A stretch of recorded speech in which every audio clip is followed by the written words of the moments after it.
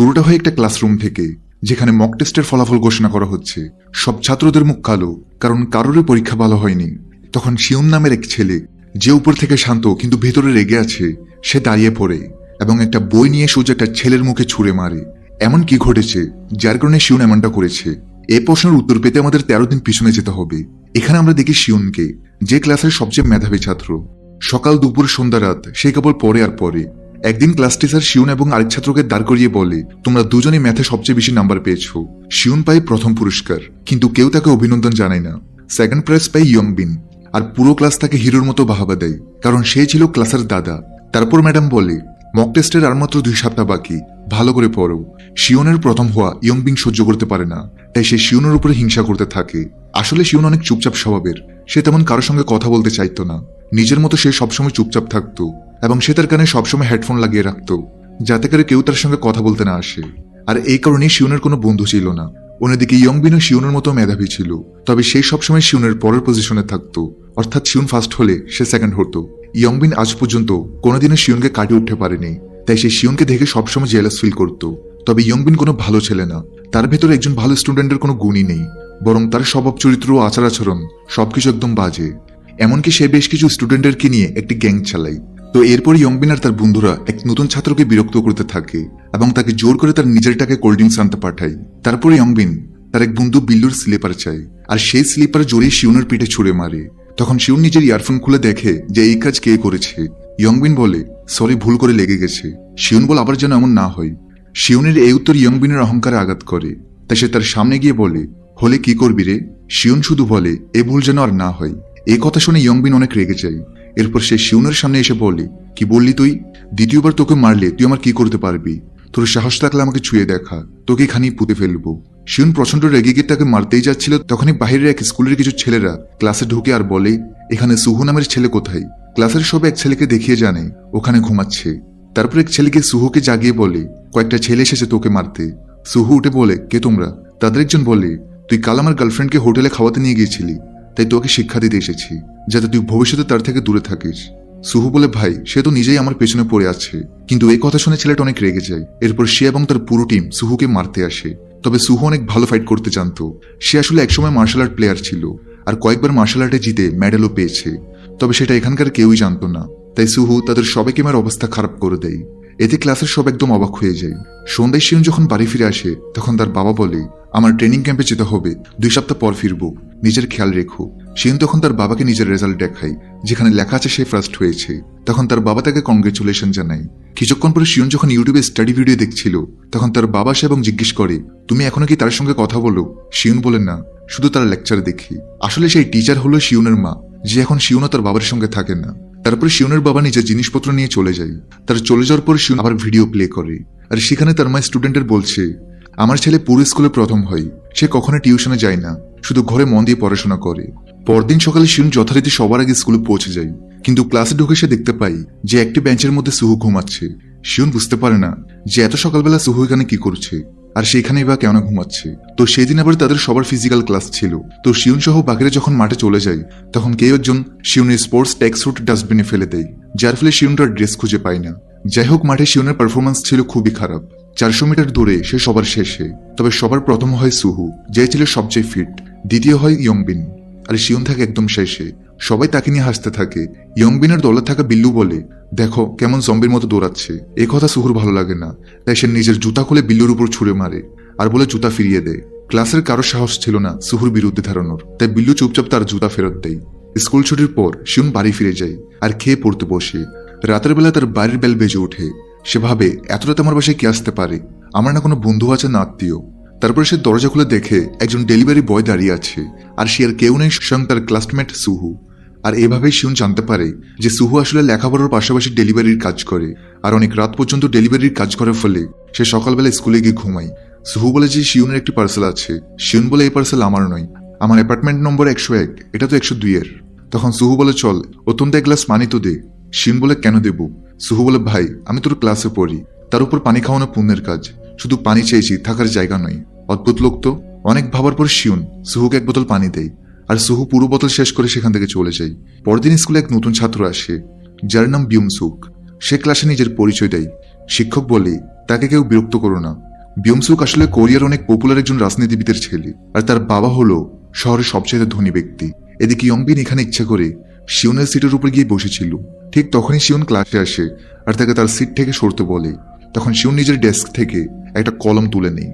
ইয়ংবিন তো তাকে মারার একটি সুযোগ খুঁজছিল, তাই সেটা দেখে ইয়ংবিন ও তার দল তাকে ঘিরে ধরে আর শিওনকে অনেক বাজে ভাষায় গালি দেয় আর বলে যে শিওনের এত দেমাগ কিসের, সে চাইলে শিওনকে এখানে পুঁতে ফেলতে পারে। সে বলে আজ তোকে উচিত শিক্ষা দিব। শিওন তার কলমের বোতাম টিপে পাল্টাঘাতের জন্য তৈরি হয়। ঠিক তখনই পেছন থেকে সুহুর গলা শোনা যায়, কে রে ভাই, আমার ঘুম নষ্ট করেছে। মার খেতে না চাইলে চুপচাপ গিয়ে নিজের ছিটে বসে পড়ো। সবাই সুহুকে ভয় পায়, তাই তারা দ্রুত নিজের জায়গায় ফিরে যায়। রাতে ইয়ংবিন আর তার বন্ধুরা একটি বারে গিয়ে প্রচুর পান করে। ইয়ংবিন এখানে তার সঙ্গীদেরকে নিয়ে একটা প্ল্যান করে যে এবার সে শিওনকে এমন শিক্ষা দিবে যেটা তার আজীবন মনে থাকবে। সে আসলে এখানে প্ল্যান করছে যে এবারের এক্সামে সে শিওনকে কোনোভাবেই ভালো রেজাল্ট করতে দিবে না, আর এটাই হবে তার অনেক বড় একটি প্রতিশোধ। ঠিক তখন সেখানে আসে সিওকদে, যে কিনা ইয়ংবিনের কাজিন। সে নতুন ধরনের একটা মাল নিয়ে এসেছে। টাকা নেওয়ার পর যখন সিওকদে বাইরে যায়, তখন ইয়ংবিন তার পেছনে পেছন যায় এবং বাইরে গিয়ে তাকে জিজ্ঞেস করে, এই নতুন জিনিস যেটা তুই এনেছিস সেটা যদি গলায় লাগানো যায় তাহলে কি হয়? সিওকদে বলে, ওখানে দিলে নেশা একটু কম হবে, কিন্তু মাথা ঘুরবে, সাথে বমি আসবে, শরীর অসাড় হবে, সাথে মাথাও কাজ করবে না। সিওকদে তাকে সতর্ক করে, আমি কোনো ঝামেলা চাই না। ইয়ংবিন বলে, না ভাই, আমি তো এমনি জিজ্ঞেস করলাম। তো অবশেষে মক টেস্টের দিনটা চলে আসে। ইয়ংবিন ক্লাসে আসে এবং বিয়মসুককে বলে বাইরে টিচার তোকে ডাকছে। সবাই তখন তাদের টেস্ট প্রস্তুতিতে ব্যস্ত। বাইরে গিয়ে ইয়ংবিন বিয়মসুককে কোল্ড ড্রিঙ্কস দেয় আর বলে, তুই এখন আমার বন্ধু, কেউ তোকে কিছু করতে পারবে না, তবে তার বদলে তোকে একটা কাজ করতে হবে। সে তাকে একটা ছোট কাগজ দেয় আর বলে, তুই শিওনের গলাটা লাগিয়ে দিবি। এরপর এক্সাম শুরু হলে তখন হঠাৎ করেই বিয়মসুক শিওনের গলায় অনেক জোর একটি থাপ্পড় দেয়। শিওন তখন তার দিকে তাকালে বিয়মসুক বলে যে তার গলায় একটা মশা বসেছিল, তাই সেটা সে মেরেছে। টিচার বলে, তোমরা কথা কেন বলছো? কথা বন্ধ করে নিজের পেপার শেষ করো। আর কিছুক্ষণের মধ্যেই শিওনের মাথা ঘুরতে শুরু করে। শিওন তার এক্সামের খাতায় কিছু লিখতে পারছে না।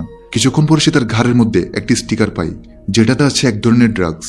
আর এই ড্রাগসের ইফেক্টের ফলে শিওন আর সেদিন ভালোভাবে আনসারগুলো করতে পারে না।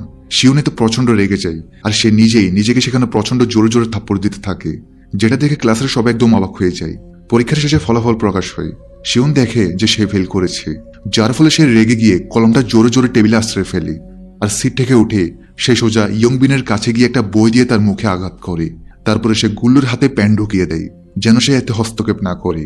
তারপর পর্দা খুলেই ইয়ংবিনের মুখে জড়িয়ে ধরে মারতে থাকে। এসব দেখে পুরো ক্লাস থমকে যায়। মার খেয়ে ইয়ংবিন অজ্ঞান হয়ে যায়। তারপর সে যখন পা দিয়ে ইয়ংবিনকে শেষ করে দিতে চায়, তখন সুহু এসে তাকে ধাক্কা দেয়। সুহু বলে, এটা একটু বেশি হয়ে যাচ্ছে না? তোর জন্য আমার ঘুম নষ্ট হয়েছে। এই কথা শুনে শিওনের মাথারও বিগড়ে যায় আর সে সুহুর উপরেই চড়াও হয়। সে আর একটা চেয়ার তুলে নেয়। তখন সেখানে টিচার এসে পড়ে আর বলে, এসব কি হচ্ছে? তখন সুহু বলে, ম্যাডাম, আমার বন্ধুরা নিজেদের মতো ঝগড়া করছে, আমি থামাতে গেছি। এবার সেদিন ইয়ংবিনকে হসপিটালে ভর্তি করানো হয়। এরপর টিচার শিওনকে নিয়ে হসপিটালের দিকে যায় যাতে সে ইয়ংবিনের মায়ের কাছে ক্ষমা চায়। কিন্তু তার মা বলে, তোমার মা কোথায়? তাকে সঙ্গে আনোনি কেন? তখন শিওন বলে, আমার মা নেই। এখানে ইয়ংবিনের মা শিওনকে স্কুল থেকে বের করে দিতে বলে। শিওন নিজের পকেট থেকে সেই কাগজ বের করে সব ব্যাখ্যা দেয় যে এই কাগজটা ইয়ংবিন বিয়মসুককে দিয়েছে আমার গলায় লাগাতে, আর সেটার নেশার কারণে আমি ফেল করেছি। ইয়ংবিন তখন বলে যে শিওন মিথ্যা বলছে। তবে শিওন তখন ইয়ংবিনের ব্যাগ নিয়ে আসে যেটা হসপিটালে রাখা ছিল। এরপর সে ব্যাগের জিনিসপত্র ঢালতে থাকে আর দেখা যায় যে আসলেই সেখানে অনেক ধরনের ড্রাগস রয়েছে। তাই ইয়ংবিনের মাকে টিচার ইয়ংবিনকে অন্য স্কুলে শিফট করাতে বলে। সেদিন রাতে শিওন বাড়ি ফিরে যায়। তার বাবা জিজ্ঞেস করে, বাবা তোর হাতে কি হয়েছে? শিওন বলে, আমি পড়ে গিয়েছিলাম। পরের দিন শিওন স্কুলে গেলে ইয়ংবিনের দুই সাঙ্গপাঙ্গ বিল্লু আর গুল্লু শিওনকে বলে, কাল তো খুব হিরোগিরি দেখিয়েছিলি, আজ স্কুল শেষে দেখা কর, ছুটাবো তোর দাদাগিরি। শিওন তাদের দুজনকে ওয়াশরুমে নিয়ে যায় আর দরজা বন্ধ করে দেয় আর নিজের পকেট থেকে কলম বের করে, যেটা তার অস্ত্র। কলম দেখে ওদের মুখ শুকিয়ে যায়। তারা ভয় পেছনে সরতে থাকে। তাদের দুজনেরই তখন শিওনের সেদিনের মারামারির কথা মনে পড়ে যায়, যেদিন সে ইয়ংবিনকে মেরে রক্তাক্ত করে ফেলে। তাই তারা এখানে শিওনের সঙ্গে লড়াই করতে সাহস পায় না। তারা শিওনকে সরি বলে। অন্যদিকে সিওকদে হাসপাতালে ইয়ংবিনকে দেখতে আসে আর বলে, আমি তোকে আগে বলেছিলাম ঝামেলা চাই না। তখন ইয়ংবিন বলে, তুই ওকে শাস্তি দে, বদলে আমি তোকে টাকা দিব। সিওকদে বলে, টাকা লাগবে না, শুধু বল দয়া করে আমাকে সাহায্য করো। ইয়ংবিন বলে, প্লিজ আমাকে সাহায্য করো। অন্যদিকে রাতে শিওন তার প্রাইভেট ক্লাস শেষ করে যখন বাসে করে বাড়িতে ফিরছে, তখন সুহু তার বাইকে করে ডেলিভারি দিতে যাচ্ছিল আর সে শিওনকে দেখতে পেয়ে তাকে ডাকতে থাকে। এদিকে শিওন যখন সুহুকে এত রাতেও ডেলিভারি করতে দেখে, তখন তার সুহুর জন্য বেশ মায়া হয়। তাই শিওন তখন তার সেদিনের ব্যবহারের জন্য সুহুকে সরি বলে। তবে সুহু তাকে বলে, তোর মতো মানুষ আবার সরি বলতে জানে? তুই এত কিপটে কেন? সরি বলার জন্য ট্রিট দিয়ে তারপর সরি বলতে হয়। কাল আগে আমাকে তুই ট্রিট দিবি, তারপর তোকে মাফ করবো। এই বলে সুহু সেখান থেকে চলে যায়। সে বিভিন্ন বাড়িতে খাবার ডেলিভারি দিতে থাকে। একই ক্লাসে পড়ে দুজন। অথচ একজন ক্লাসমেট রাতভর পড়াশোনা করে আর আরেকজন জীবিকার জন্য রাতভর ডেলিভারি করে। রাতভর ডেলিভারির পর সুহু সোজা স্কুলে আসে আর গোসল করে ক্লাসে গিয়ে ঘুমিয়ে পড়ে। শিওনও স্কুলে সবার আগে আসে যেন সে কিছুক্ষণ পড়তে পারে। যাই হোক, লাঞ্চ ব্রেকে শিওন সুহুকে ট্রিট দিতে চাই, কিন্তু সুহু বলে এমন উদাস মুখ নিয়ে ট্রিট দিবি, থাক দরকার নেই।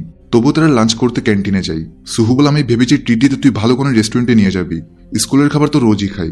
এরপর থেকে তাদের দুজনের বন্ডিং অনেক স্ট্রং হয়ে যায়। তারা এক অপরের সঙ্গে অনেক গল্প করে। শিওন তার জীবনে এ প্রথমবার কাউকে বন্ধু বানিয়েছে। এদিকে ক্লাসে সবাই এটা দেখে তো একদম অবাক হয়ে যায়, কারণ সেদিন তো তারা ফাইট করেছিল আর আজকে কিনা তারা একদম ভালো বন্ধু হয়ে গিয়েছে।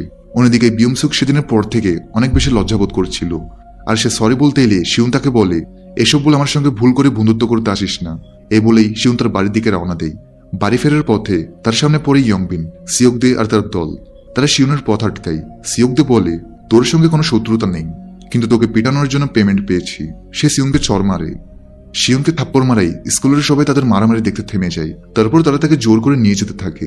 এদিকে দূর থেকে দাঁড়িয়ে থাকা বিয়মসুক সব দেখতে পেয়ে দৌড়ে গিয়ে সুহুকে ডাকে, উঠ, শিউন ঝামেলায় আছে। ইয়ংবিন তাকে সাথে নিয়ে গেছে, তুই তো মার্শাল আর্ট জানিস, তাকে সাহায্য কর। সুহু রাজি হয় না, বলে তাকে সাহায্য করি বলে সবসময় করবো নাকি। বিয়মসুক বলে তুই ওকে বাঁচা, আমি তোকে টাকা দেব, তাও দ্বিগুণ। টাকার কথা শুনেই সুহু রাজি হয়ে যায়। তারপর তারা শিউনকে খুঁজতে বেরিয়ে পড়ে, কিন্তু কোথাও পায় না।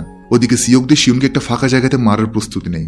শিউন তখন নিজের মাথায় প্ল্যান করে যে কাকে আগে মারবে আর কাকে পরে।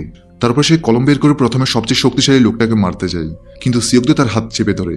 শিউন তার কাছে থাকা গামলা তুলে তার মুখে মারে আর সবার চোখে মাটি ছুড়ে দেয়। তারপর সবাইকে পেটাতে শুরু করে, তবে বেশিক্ষণ লড়াই করতে পারে না। একসময় সবাই তাকে ধরে বলে তার হাত ভেঙে দাও, যেন আর পড়াশোনা করতে না পারে। ঠিক তখনই সেখানে সুহু আসে। সে দৌড়ে সে তিনজনকে ধোলাই দিয়ে দেয়। সে শিউনকে বলে শিউন উঠে দাঁড়া। তখন সিওকদে সুহুকে মারার চেষ্টা করে। দুজনে মার্শাল আর্ট ফাইটার, তাই তাদের মধ্যে অনেকক্ষণ লড়াই চলে। ঠিক তখন সে দেখে ইয়ংবিন শিউনের উপর কাচের বোতল নিয়ে মারতে যাচ্ছে, কিন্তু সিওকদে সুহুকে আটকে রাখে যাতে সে তাকে বাঁচাতে না পারে। ঠিক তখনই সেখানে তাদের তৃতীয় বন্ধু বিয়মসুক হাজির হয় আর সেই ইয়ংবিনকে ধাক্কা দিয়ে ফেলে দেয়। সিওকদে হার মেনে বলে আজকের জন্য এটুকু যথেষ্ট। এই কথা বলে সে চলে যায়। শিয়ং ইয়ংবিনকে বলে যা হয়েছে তা ভুলে যা, এই ঝামেলাটা এখানেই শেষ কর। কিছুক্ষণ পর সুহু বলে চল বিয়মসুকের তরফ থেকে কিছু খেয়ে নেই। সুহু তখন তাদেরকে একটি রেস্টুরেন্টে নিয়ে যায়। এই রেস্টুরেন্টে মূলত সে কাজ করে, আর তাদেরকে বাঁচাতে গিয়েই আজকে রেস্টুরেন্টে পৌঁছাতে তারা দেরি হয়ে গিয়েছে।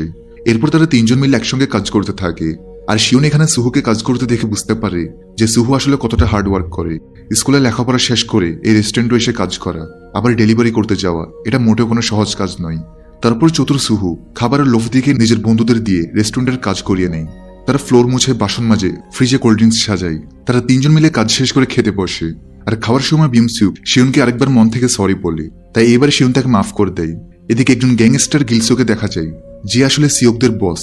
এখানে আমরা সিওকদে এবং তার টিমকে দেখতে পাই, যারা কিনা সেই মাফিয়ার সামনে দাঁড়িয়েছিল। আর এখানে জানা যায় যে সিওকদে এবং তার টিম মেম্বাররা ততটাও খারাপ মানুষ না। তারা আসলে একসময় মা বাবাহীন পথ শিশু ছিল। তখন মাফিয়া তাদেরকে নিজের স্বার্থের জন্য তুলে নিয়ে আসে, আর তাদেরকে খাবার আর থাকার জায়গা দিয়ে বড় করে তুলেছে। গিলসো সিওকদেরকে জিজ্ঞেস করে কোন সাহসে তুই মার খেয়ে এলি? তোকে আগেই বলেছি অপ্রয়োজনে ঝামেলায় যাস না। সে সিওকদেরকে প্রচন্ড মারধর করে এবং তার একটা হাত ভেঙে দেয়। অন্যদিকে শিয়ন, বিয়মসুক আর সুহু গেমিং প্লাজায় গেম খেলছিল। শিয়ন বলে সারাদিন গেম খেললে পড়বো কখন? সুহু বলে সারাদিন পড়লে মাথা নষ্ট হয়ে যাবে, মাথারও তো বিশ্রাম দরকার। এদিকে সিওকদে হাসপাতালে বসে আছে। তখন ইয়ংবিন তার কাছে আসে আর জিজ্ঞেস করে তোর হাতে কি হয়েছে। ঠিক তখন সামনের সিটে বসা গিলসুক বলে তুই জানিস না এই সব তোর কারণেই হয়েছে, এখন তোকেই আমার একটা কাজ করতে হবে। এদিকে বাইরে বৃষ্টি শুরু হয়, তাই শিউন একটা ছাতা কিনতে যায়। তখন সেখানে ইয়ঙ্গি ছিল। সে লিপস্টিক চুরি করছিল। শিউন তাকে চুরি করতে দেখে ফেলে, কিন্তু সে কোনো প্রতিক্রিয়া না দেখিয়ে সেখান থেকে চলে যায়। তখন সেখানে একজন মহিলা কর্মী এলে ইয়ঙ্গি ভয় পেয়ে যায় আর শিউনের পাশে গিয়ে দাঁড়িয়ে পড়ে। শিউন তখন ছাতার পেমেন্ট দিচ্ছিল। সে সঙ্গে সঙ্গে শিউনের হাত ধরে, আর সে সেখানে অভিনয় করতে থাকে যে শিউন তার বয়ফ্রেন্ড হয়। এরপর সে এখান থেকে বেরিয়ে যাওয়ার জন্য শিউনকে বলে তোমাকে কতবার বলেছি আমার বেশি রাত পর্যন্ত বাইরে থাকা যাবে না, এখান থেকে তাড়াতাড়ি চলো। এ বলে সে শিউনকে নিয়ে সেখান থেকে বেরিয়ে যায়। ইয়ঙ্গি তখন শিউনকে বলে যে তার অনেক খিদে পেয়েছে, তাই শিউন তখন তাকে একটি রেস্টুরেন্টে খাবার খাওয়াতে নিয়ে যায়। ইয়ঙ্গিতে বেশ খুশি হয়। ইয়ঙ্গি শিউনকে বলে তোমার মতো অহংকারী ছেলেই আমার পছন্দ, তুমি একদম আমার টাইপের। এসব বলে সে শিউনের সঙ্গে মজা করে। পরদিন শিউনের কাছে ইয়ংবিন এসে বলে তোমার সঙ্গে আমার জরুরি কথা আছে। শিউন বলে আমি কোনো কথা বলতে চাই না। ইয়ংবিন অনুরোধ করে দয়া করে একবার আমার কথা শোনো। সে বলে যে স্কুলে ড্রাগস আনার জন্য তার নামে কেস হয়ে গিয়েছে, তাই শিউন যেন লয়ারের কাছে গিয়ে তার পক্ষে সাক্ষী দেয়, এতে করে কেসটা উঠে যাবে। তা না হলে তার পুরো লাইফ নষ্ট হয়ে যাবে। এমনকি তার জন্য তার মা বাবাও কোথাও মুখ দেখাতে পারবে না। শিউন রাজি হলে সেদিন সন্ধ্যাবেলায় ইয়ংবিন তাদের তিনজনকে সেই লয়ারের কাছে নিয়ে যাচ্ছিল, কিন্তু কিছুক্ষণ পরেই দেখা যায় যে পুরোটাই ছিল ইয়ংবিনের চাল। সে আসলে তাদের তিনজনকে সেই মাফিয়ার কাছে নিয়ে এসেছে। ইয়ংবিন তাদের তিনজনকে একটা বিল্ডিং এর বেসমেন্টে নিয়ে যায়। সেখানে গিলসু আর তার গ্যাং অপেক্ষা করছে। সুহু বলে, আমার আগেই সন্দেহ হয়েছিল যে এই ছেলে কোনো ঝামেলা করবে। গিলসু আসে এবং বলে, অবশেষে দেখা হলো, তোমরাই আমার সিওক দেখে আহত করেছো। দেখো কত খরচ হয়েছে। এর তো কোনো মেডিকেল ইন্স্যুরেন্সও ছিল না। এখন তোমাদের তিনজনের হাতে মাত্র 3 দিন সময় আছে। যদি 15 মিলিয়ন অন নিয়ে না আসো। এই কথা শুনে সুহু হেসে ফেলে আর বলে, এই নাটক কেন করিস? আমি তো তার হাত ছুঁয়েও দেখিনি। গিলসু বলে, তুই ছুঁয়েও দেখিসনি, তবু হাতটা ভাঙলো কি করে?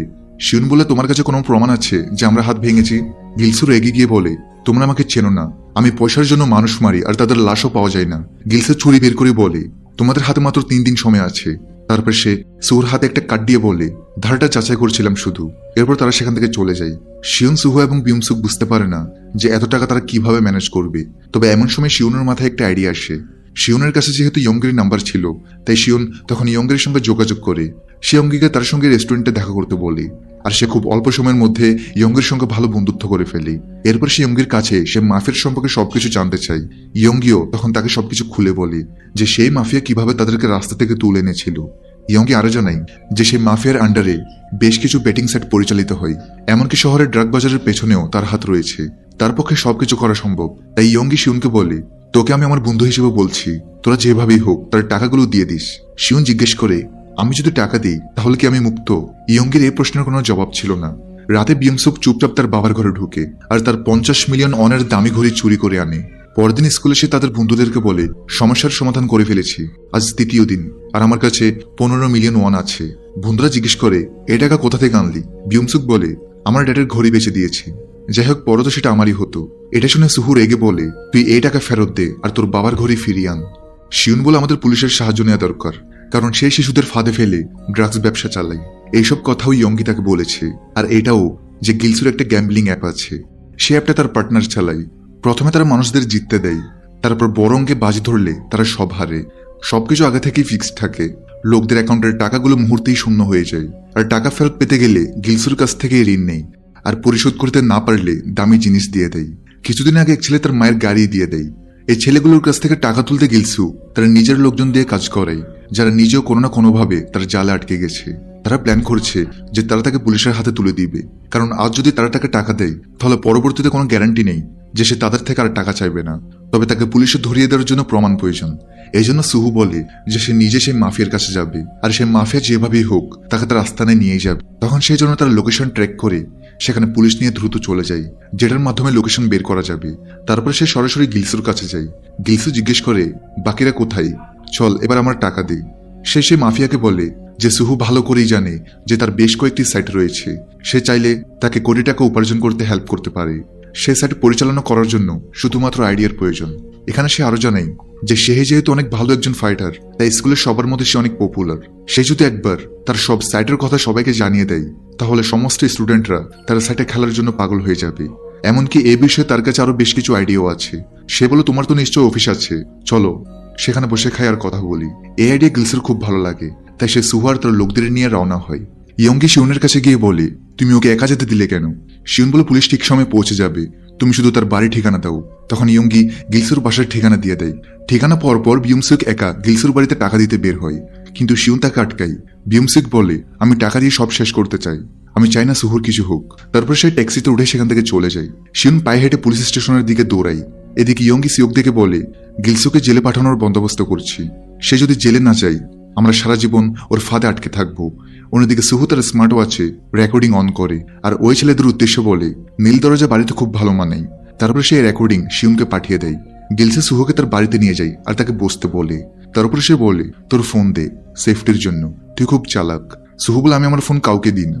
ঠিক তখনই পেছন থেকে একজন সুহুকে ব্যাট দিয়ে আঘাত করে অচেতন করে দেয়। তারপর গিলসো নিজেও ব্যাট দিয়ে মারতে থাকে আর বলে, তুই আমাকে ঠকাবি। এরপর যখনই সে সুহুর ফোন চেক করে তখন সে জানতে পারে যে শিউন এখানে পুলিশ নিয়ে আসছে, কারণ শিউন তাকে মেসেজ পাঠিয়েছে। এই জন্য সেই মাফিয়া তার লোকদের নিয়ে এখান থেকে সমস্ত প্রমাণ মুছে ফেলতে বলে আর তারা সেখান থেকে পালানোর প্রস্তুতি নিতে থাকে। এই সময় বিয়ংসুক সে বাড়িতে পৌঁছে যায় আর দরজায় নক করে। গিলসু দরজা খোলার সঙ্গে সঙ্গে বিউমসুক দেখে সুহু অচেতন। সে বলে, এই নাও টাকা, আমার বন্ধুকে ছেড়ে দাও। গিলসু বলে, শুধু টাকা দিতেই যদি এসে থাকো তাহলে পুলিশ ডেকেছ কেন? সে এখন তাদের উপর প্রচন্ড রেগে আছে, তাই সে বিউমসুককে বন্দি করে ফেলে। ঠিক তখন শিউন পুলিশ নিয়ে সেখানে পৌঁছায়, কিন্তু পুলিশ বলে এই এলাকা আমাদের থানার আওতায় পড়ে না, তাই আমরা বাড়ির ভিতরে ঢুকতে পারবো না, আমাদের সার্চ ওয়ারেন্ট লাগবে। পুলিশ চলে যাওয়ার পর শিউন দেয়াল ডিঙিয়ে বাড়িতে ঢুকে আর দেখে বাড়ি একদম ফাঁকা। সে ফ্লোরে রক্ত দেখতে পায় আর বুঝতে পারে সেটা সুহুরি। সে ভেতরে যায় আর দেখে গিলসু টাকার প্রমাণ নিয়ে পালিয়ে গেছে। শিউন তখনই দৌড়ে পুলিশ স্টেশনে যায়। এদিকে সিয়কদো ইয়ঙ্গি সেই জায়গায় পৌঁছে যায় যেখানে গিলসু তাদের ডেকেছে। গিলসু তখন দুশ্চিন্তায় আছে। এমন সময় সুহুর জ্ঞান ফিরে আসে। সে বিউমসুককে জিজ্ঞেস করে, তুই এখানে কিভাবে এলি? বিউমসুক বলে, আমি টাকা দিয়ে তোকে ছাড়তে এসেছিলাম, কিন্তু ওরা আমাকেও ধরে ফেলেছে। এদিকে ইয়ঙ্গি শিউনের সঙ্গে তার লোকেশন শেয়ার করে। কিছুক্ষণ পর শিউন সেই প্রপার্টিতে পৌঁছে যায় এবং পুলিশ স্টেশনে ফোন করে। তখন সিয়কদি ইয়ঙ্গি গিলসুর কাছে যায়। গিলসু জিজ্ঞেস করে, আমি কি কখনো তোমার সঙ্গে খারাপ ব্যবহার করেছি? আমি তোমাকে থাকার জন্য ঘর দিয়েছি, খাওয়ার জন্য খাবার দিয়েছি এবং কাজের জন্য টাকাও দিয়েছি, তবুও তুমি আমার সাথে বিশ্বাসঘাতকতা করেছো। সিয়কদো বলে, আমার ভুল হয়েছে। তখন গিলসু সিয়কদোকে মারতে শুরু করে এবং বলে, তোমাকে শাস্তি পেতেই হবে। সে সিয়কদোকে লাঠি দিয়ে মারতে থাকে। তারপর সে সিয়কদোর বন্ধুকে ডেকে বলে, তুই 14 বছরের হবি, চল একটা কাজ কর, এদের দুজনকে মেরে ফেল, তোর শাস্তি হবে না, কারণ তুই এখনো বাচ্চা। এরপর সে যখন সুহুকে মারতে যায় তখন সিয়কদো তাকে তুলে ছুঁড়ে ফেলে। সে বলে, তোর নাটক অনেক হয়েছে, এখন আমরা তোকে ভয় পাই না, সাহস থাকলে একাই, কেউ মাঝখানে আসবে না। তখন তাদের মধ্যে মারামারি শুরু হয়। গিলসুও কম যায় না, সে মার্শাল আর্ট জানে, তাই সে সিয়কদোকে প্রচন্ড মারতে থাকে। আর সে সিয়কদোকে শেষ করে দিতে যাচ্ছিল, কিন্তু তখনই ইয়ঙ্গি পেছন থেকে এসে তাকে লাথি দেয়। এতে গিলসু তখন ইয়ঙ্গির গলা চেপে তাকে মেরেই ফেলতে যাচ্ছিল। তবে এমন সময় সেখানে পুলিশের গাড়ির আওয়াজ শোনা যায়। দেখা যায় যে শিউন চলে এসেছে। শিউন সেখানে বলে, তোমার খেলা শেষ। তবে গিলসু তার লোকদের নিয়ে আবার ফিরে আসে এবং সেই শিউনের মোবাইল দেখিয়ে বলে, তুই আমাকে বোকা বানাচ্ছিস, এটাই তোর পুলিশ? সে তার লোকদের বলে, মারো, এদের হাড়গোড় ভেঙে দাও। তখনই আসল পুলিশ এসে যায় আর সে হাওয়ায় গুলি ছুড়ে এবং বলে, কেউ নিজের জায়গা থেকে নড়বে না। সে তার বাকি সঙ্গীদেরও ডাকে। তখন গিলসু চতুরতা করে পুলিশ অফিসারকে ফাঁকি দিয়ে পালিয়ে যায়। শিউন তাকে ধরতে পেছনে দৌড়ায় আর অনেক দূর পর্যন্ত এসে সে তাকে ধরে ফেলে। গিলসুকে ছুরি বের করে আর সুহু ও শিউনের উপর ঝাঁপিয়ে পড়ে, কিন্তু তখন শিউন সুযোগ নিয়ে গিলসুর পায়ে একটা পাথর মারে। তারপর যখন সে নিচে পড়ে যায় সুহু তাকে নক আউট করে দেয়। এরপর শিউন তাকে উল্টে শুইয়ে তার 2 হাত বেঁধে ফেলে এবং পুলিশের আসার অপেক্ষা করে। অন্যদিকে সিয়কদো তার বন্ধুদের সেখান থেকে পালাতে বলে এবং বলে, চলো এই জঙ্গল থেকে বেরিয়ে পড়ো। এই সময় পুলিশ এসে তাকে ধরে ফেলে। এরপর পুলিশ গিলসুকেও সে গাড়িতে আটকে দেয় যেখানে সিয়কদিও ছিল। এরপর এক অফিসার 3 বন্ধুর কাছে এসে বলে, জবানবন্দি দিতে তোমাদের থানায় আসতে হবে। পুলিশ স্টেশনে ড্যানি নামের একজন ব্যক্তি আসে। সে বিউমসুকের বাবার হয়ে কাজ করে। সে বলে, আমার এসিপি সাহেবের সাথে কথা হয়েছে, তোমাদের স্কুলে ঝগড়া সম্পর্কে কিছু বলা হবে না এবং এই মামলায় তোমাদের নাম মুছে ফেলা হয়েছে। এরপর সে শিউনকে চলে যেতে বলে। শিউন যাওয়ার সময় বলে, যদি সম্ভব হয় গিলসুর সব লোকদের নাম মুছে ফেলো, কারণ গিলসু তাদের ব্ল্যাকমেইল করতো, তারা কেউই ভুল কিছু করেনি। ড্যানি বলে, ঠিক আছে, আমি দেখব। বিউমসুক ড্যানিকে জিজ্ঞেস করে, তুমি কি সবকিছু বাবাকে বলেছো? ড্যানি বলে, হ্যাঁ, দরকার ছিল। ড্যানি বলে, আমার সঙ্গে চলো। কিছুক্ষণ পরে দেখা যায় যে সে লয়ার বিউমসুককে সে গিলসুর কাছে নিয়ে যায় এবং বলে যে গিলসুকে ইচ্ছামতো মারতে, তার উপর প্রতিশোধ নিতে। আসলে এই লয়ারকে হায়ার করেছে বিউমসুকের বাবা, যে কিনা একজন বিখ্যাত রাজনীতিবিদ। বিউমসুকের এই সমস্ত কর্মকাণ্ডের জন্য তার বাবা যে কোনো সময় জনগণের সামনে লজ্জায় পড়বে, তাই সে বিউমসুককে স্ট্রং বানাতে চাচ্ছিল। বিউমসুক স্কুলে মার খেত, এই জন্য লয়ার এখানে বিউমসুককে ইচ্ছামতো মারতে বলে। কিন্তু বিউমসুক অনেক নরম মনের মানুষ, তাই সে মাফিয়াকে একটি আঘাত করতে না পেরে সেখান থেকে বেরিয়ে আসে। তবে এখানে তার চেহারা দেখে বোঝাই যাচ্ছিল যে সে আসলে এটা নিয়ে কত কষ্টে থাকে। এদিকে হসপিটালে ইয়ঙ্গি সুহুকে বলে, আমি কি আজ রাত এখানে থাকতে পারি, কারণ আমার কোনো ঘর নেই। সুহু বলে, কেন নয়। এরপর শিউন যখন তার বাড়িতে যায় সে অনুভব করে যে তার বন্ধুর ভালো খাবারের প্রয়োজন। এরপর সে তার বন্ধুদের জন্য হাসপাতালে খাবার নিয়ে আসে। তাকে দেখে সুহু জিজ্ঞেস করে, তোর মাথায় কোনো আঘাত লাগেনি তো? তুই তো কিপ্টে, এত খরচ কখন থেকে করিস? তোর আচরণ দেখে বদলে গেছে। এটা শুনে শিউন হাসতে থাকে। এখন সুহু বিশ্বাস করতে পারে না, কারণ এই ছেলেটা আজই প্রথমবার হাসলো। ওদিকে বিউমসুকের বাবা এখন বিউমসুক অনেক টর্চার করছে। আর এখানে আমরা জানতে পারি যে বিউমসুকের বাবা আসলে তার আসল বাবা ছিল না, বরং সমাজের কাছে নিজের ইমেজ ভালো করার জন্য সে ছোটবেলায় বিউমসুককে দত্তক নেয়, অর্থাৎ নিজের স্বার্থের জন্য সে বিউমসুককে ব্যবহার করছে। পরের দিন বিউমসুক যখন স্কুলে আসে তখন সবাই তার প্রশংসা করতে থাকে, কারণ কাল তারা গুন্ডাদের পুলিশের হাতে ধরিয়ে দিয়েছে। তারা তার ইনস্টাগ্রাম আইডি জানতে চায়। এখন বিউমসুক সেলিব্রিটির মতো ফিল করতে থাকে। ক্লাসেও সবাই তাদের নিয়েই কথা বলছে। সন্ধ্যায় সবাই একসাথে রেস্টুরেন্টে খেতে যায়। তখন বিউমসুক লক্ষ্য করে জিয়ঙ্গি সুহুর খুব কাছাকাছি, আর বিউমসুকে কোনো গুরুত্বই দিচ্ছে না, অথচ পুরো খরচ তো বিউমসুকই করছে। এই ব্যাপারটা বিউমসুকের মনে গেঁথে যায়। তখন শিউন আসে এবং ইয়ঙ্গি তাকেও নিজের পাশে বসতে থাকে। এটা দেখে বিউমসুক আর বেশি হিংসায় পড়ে যায় এবং দূরে দাঁড়িয়ে সবাইকে দেখতে থাকে। তারপর তারা সবাই ক্যারিওকিতে যায়, যেখানে সুহু আর ইয়ঙ্গি দারুণ মজা করে আর বিউমসুক বোর হয়ে যায়।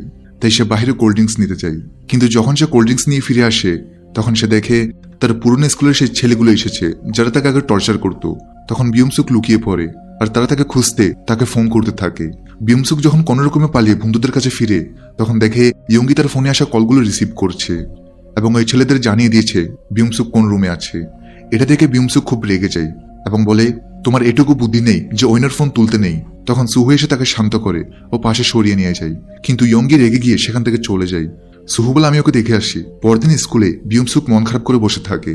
তখন তার কিছু ক্লাসমেট গান গাইতে থাকে।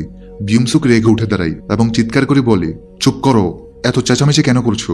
তারপর সে এক ছেলের দিকে গিয়ে বলে, আমাকে নিয়ে হাসিস? তোর শরীরে দেখে অনেক চর্বি জমেছে। সুহু এসে তাকে শান্ত করার চেষ্টা করে, কিন্তু বিউমসুক বলে, তুই সব ব্যাপার আমার মাঝখানে আসা বন্ধ কর। এরপর সে চলে যায়। রাতে সে শিউন আর সুহুর ফোন ধরে না, এমনকি ফোন বন্ধ রাখে। পরদিন সকালে শিউন জগিং করতে করতে সুহুর কাছে আসে। সুহু জিজ্ঞেস করে, বিউমসুকের সঙ্গে কোনো কথা হয়েছে? শিউন বলেন না, চলো সন্ধ্যায় ওর বাসায় যাই। এরপর সুহু শিউনকে কিছু বক্সিং ট্রিক শেখায়, যে সামনের লোকের চেহারা না দেখে কাঁধের দিকে নজর রাখতে হবে। যখন সে কাঁধে গিয়ে মারার চেষ্টা করবে তখন তার কোমর ধরে ফেলে দিবে। এরপর কিছু না ভেবে দৌড়ে পালিয়ে যেতে হবে। সন্ধ্যে তারা বিউমসুকের বাড়ি যায়।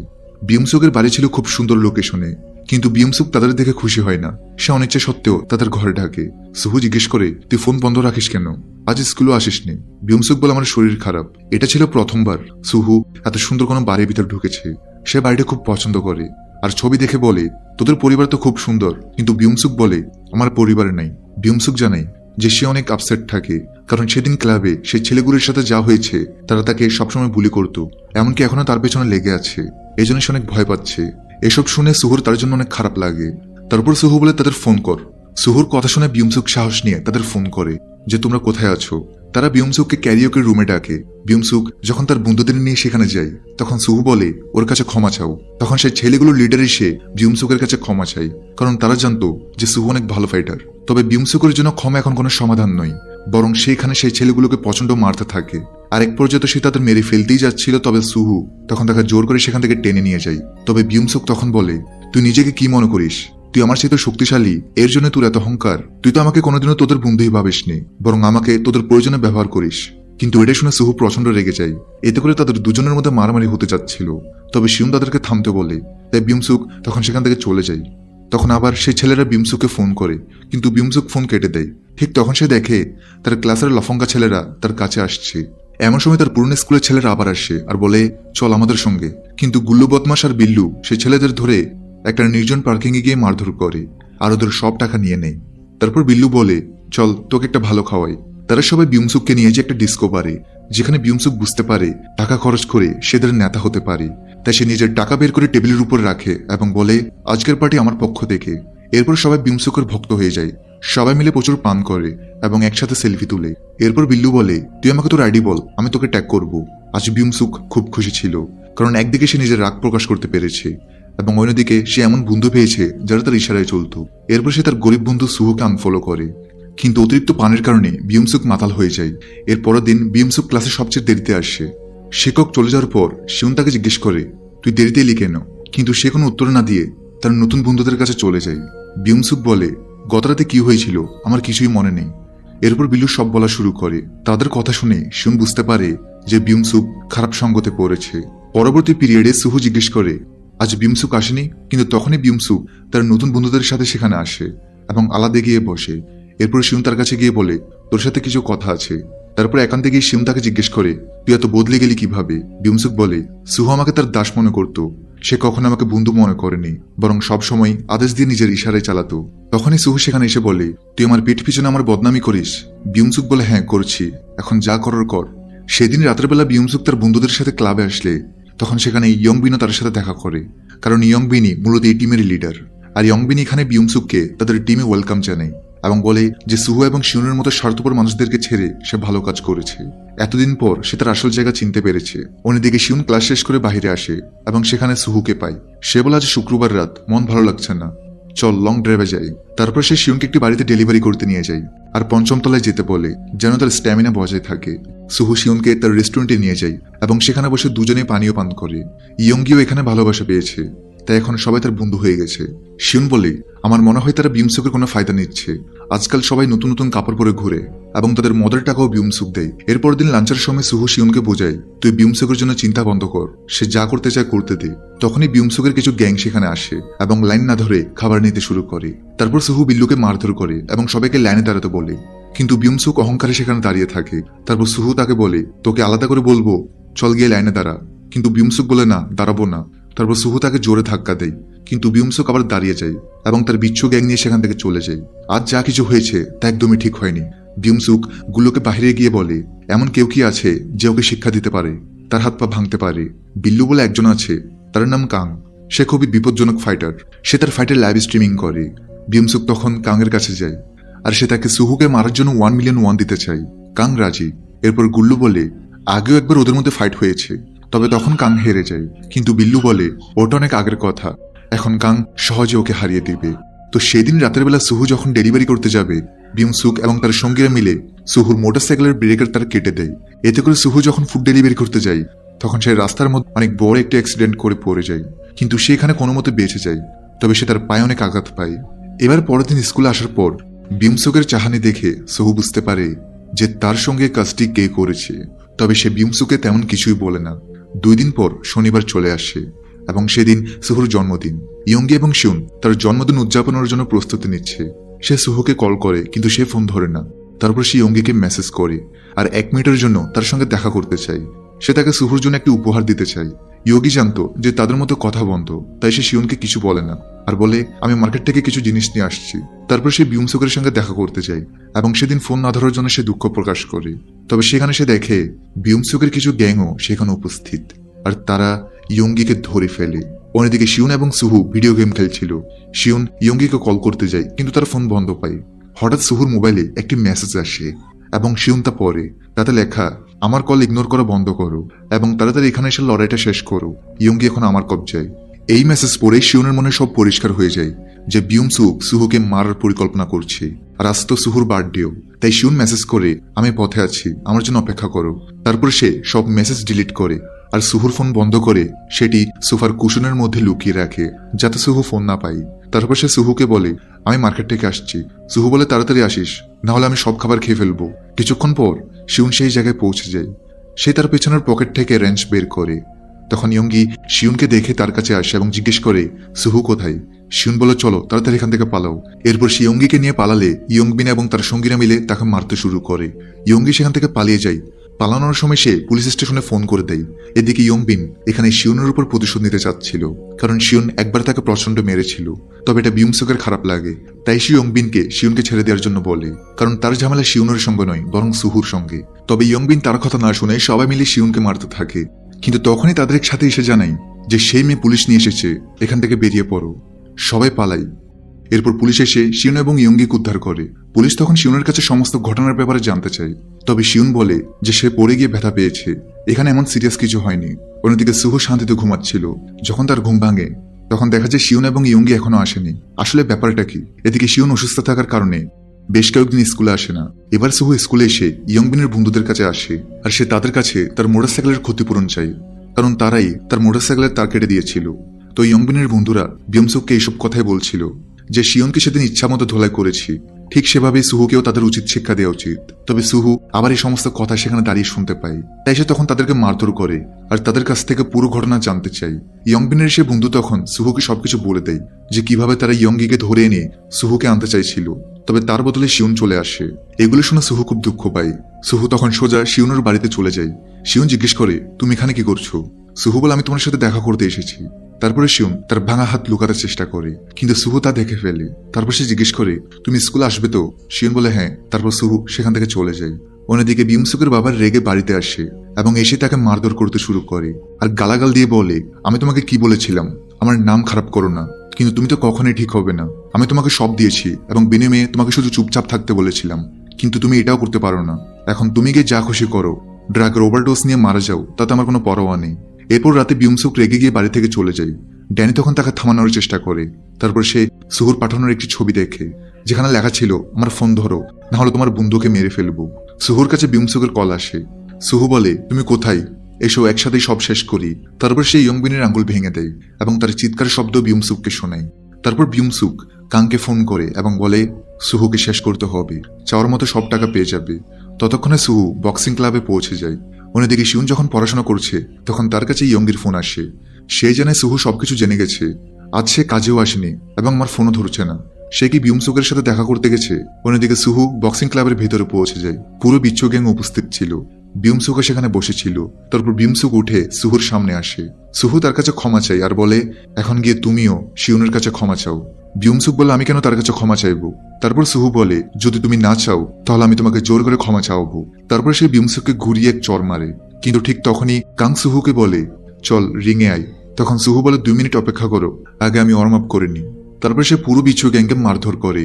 এরপর কাং ইউটিউব চ্যানেলে লাইভ শুরু করে দেয়, কারণ কারোর সাথে চ্যালেঞ্জ করে ফাইট করলেই সেটার ভিডিও করা তার শখ ছিল। এবার কাং এবং সুহুর মধ্যে ফাইট শুরু হয়ে যায়। সুহু এখানে অনেক ভালোভাবে তার সঙ্গে ফাইট করেছিল, কিন্তু সেদিন মোটরসাইকেল অ্যাক্সিডেন্টের ফলে তার পায়ে যে ইনজুরি হয়েছে সেটা এখন ঠিকভাবে সারেনি, তাই তার মুভ করতে সমস্যা হয়। আর এটা বুঝতে পেরে কাং তখন তার পায়ে আবার আঘাত করে, আর সেই সাথে তার মাথায় আঘাত করলে সুহু সেখানে লুটিয়ে পড়ে। আর এখন তার লড়াই করার মতো কোনো শক্তিই বাকি নেই। এরপর কাং সেখানে তাকে প্রচন্ড মারধর করে। এতে সুহু যখন একদম নিস্তেজ হয়ে যায় তখন সেখানে বিউমসুক আসে, আর বিউমসুক তাকে গালাগাল দিতে দিতে তাকে অনবরত মারতে থাকে। তারা সবাই মিলে সুহুকে এত পরিমাণে মারে যে কিছুক্ষণের মধ্যেই সুহু তার নড়াচড়া বন্ধ করে দেয়। এই সময় সেখানে বিউমসুকের বাবার লয়ার মিস্টার পার্ক চলে আসে। এতে তারা সেখানেই থেমে যায়, কিন্তু এমন সময় তারা রিয়েলাইজ করতে পারে যে সুহু নিঃশ্বাস নিচ্ছে না। বিউমসুক এতে প্রচন্ড ভয় পেয়ে যায়। মিস্টার পার্ক বিউমসুকে ডাক দিয়ে বলে, এটা তুমি কি করলি? তখন বিল্লু চেক করে জানায়, এই তো নিঃশ্বাসই নিচ্ছে না। এই কথা শুনে সবাই ঘাবড়ে যায়। তারপর সবাই পালাতে শুরু করে, কিন্তু মিস্টার পার্ক গুল্লু এবং বিল্লুকে থামিয়ে দেয়। সে বলে, তোমরা দুজন শেষ পর্যন্ত মারছিলে তাই না? ভয় পেও না, আমি তোমাদের বাঁচাবো। এখন বিউমসুকেরও সুহুর মৃত্যুর জন্য আফসোস হয় এবং সে বারবার বলে, প্লিজ সুহু উঠো, দয়া করে উঠো। সে এতদিন পরই প্রথমবারের মতো রিয়েলাইজ করতে পারে যে সে সুহুর সঙ্গে কত বড় অন্যায় করে ফেলেছে। তো সে তখন সুহুর কাছে গিয়ে কাঁদতে কাঁদতে সুহুকে উঠে বলে, সে আসলে সুহুকে শাস্তি দিতে চেয়েছিল, তাকে পুরোপুরি মেরে ফেলতে চায়নি। অন্যদিকে শিয়ন এবং ইয়ঙ্গি সুহুকে খুঁজতে ব্যস্ত ছিল। তারা বারবার ফোন করে, কিন্তু ফোন তো কেউ তুলছে না। এরপর মিস্টার পার্ক গুল্লু এবং বিল্লুকে বোঝায়, যখন পুলিশ তোমাদের জিজ্ঞেস করবে তখন বলবো আমরা শুধু প্র্যাকটিস করছিলাম, আর প্র্যাকটিস করতে গিয়ে সুহু পড়ে গিয়েছে। যদি একটু গন্ডগোল করো তাহলে তোমাদের জেলে যেতে হবে। আর হ্যাঁ, যে ভিডিওটা রেকর্ড করেছিলে সেটা ডিলিট করে দাও। অন্যদিকে শিউন এখন বারবার সুহুকে ফোন করে যাচ্ছে। তারপর পার্ক সুহুর ফোন থেকে শিউনকে মেসেজ করে যে আমি ব্যায়াম করছি, পরে কথা বলবো, এবং সেই ফোনটা আবার সুহুর পকেটে রেখে দেয়। তারপর সুহুর মৃতদেহ হসপিটালে নিয়ে যাওয়া হয়। এর কিছুক্ষণ পরে যখন বিউমসুক বাড়ি পৌঁছায় তখন তার বাবা তাকে আবার মারধর করে আর বলে, একবার তোকে ফিলিপাইন পাঠিয়ে দিই, তারপর আমি নিজে তোকে খুন করিয়ে দিব। মার খেতে খেতেও বিউমসুক ড্যানিকে জিজ্ঞেস করে, সুহু ঠিক আছে তো? পরদিন সকালে শিউন ক্লাসে আসে এবং দেখা যায় সুহুর সিট খালি পড়ে আছে।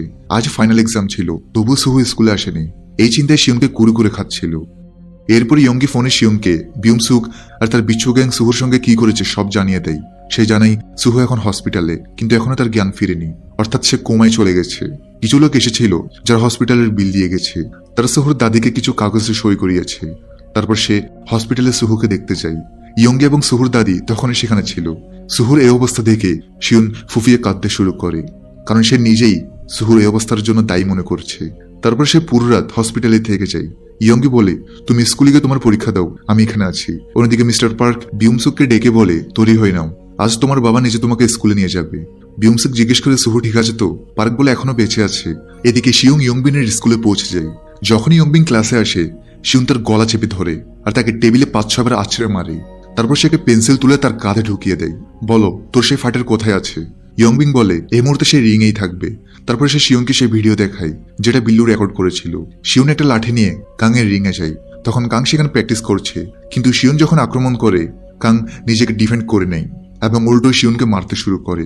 তখন শিউনের মনে পড়ে যায় সুহুর সেই ট্রেনিং যেটা সে একদিন ব্রিজের নিচে শিউনকে শিখিয়েছে। তারপরে শিউন কাংয়ের জুতার ফিতাগুলো খুলে নেয় এবং সেই ফিতা দিয়ে তার গলা চেপে ধরে। তারপর সে একটা ডাম্বেল দিয়ে কাংয়ের পায়ে আঘাত করে।